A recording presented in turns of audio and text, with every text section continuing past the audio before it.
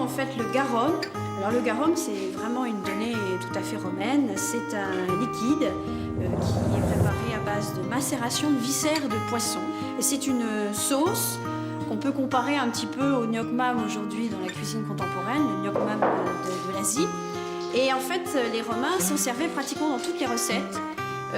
Ça servait à relever les sauces, à relever les plats, à saler en fait plus que le sel lui-même. On utilisait le garum. On a aussi de l'huile d'olive évidemment, qu'on utilisait, qui était la matière grasse qu'on utilisait. On a évidemment aussi le miel qui est la note sucrée, puisque c'est l'essentiel goût sucré de la cuisine romaine. Alors on avait aussi du sel, bien sûr, mais le sel servait pour la conservation en fait des aliments, pour la conservation des légumes et surtout des viandes. Elle nourrit les lieux.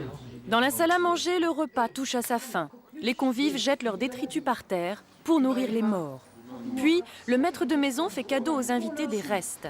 La serviette du Romain sert en fait à ramener chez lui de quoi se nourrir le lendemain. On termine le repas avec quelques fruits frais, dattes, grenades ou abricots. Plus surprenant encore, les Romains connaissent le brugnon ou la nectarine, car ils maîtrisent déjà la technique de la greffe. Après le repas, un dernier verre au salon, car les Romains adorent boire. Ils ont fait du vin un véritable art de vivre et une des principales richesses de l'Empire romain. N'était pas trouvé ni utilisé, donc on utilisait le miel, et on utilisait beaucoup de miel, souvent même dans les plats salés. Au menu, des calamars farcis, des œufs de caille, des dattes, du fromage de brebis, du porc, le tout agrémenté de poivre, de gingembre et de vin un peu particulier. Le vin était souvent aromatisé ou coupé d'eau chaude ou d'eau froide. On le dégustait pas nature. Donc là, par exemple, j'ai fait un vin d'après une recette d'Apicius, qui est un vin aromatisé à la rose, au poivre et au miel.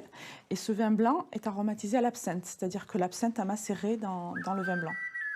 Plus on descendait vers le sud, plus les plats étaient exotiques. À Pompéi, on servait même des langues d'oiseaux ou des coups de girafe farcis. Et pour manger, il n'y avait pas de fourchette et les couteaux restaient en cuisine.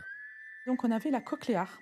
La cochléar, donc c'est un cuilleron pour attraper les choses solides, un pic pour attraper les morceaux. Et on pouvait s'en servir à la fin du repas pour se curer les dents.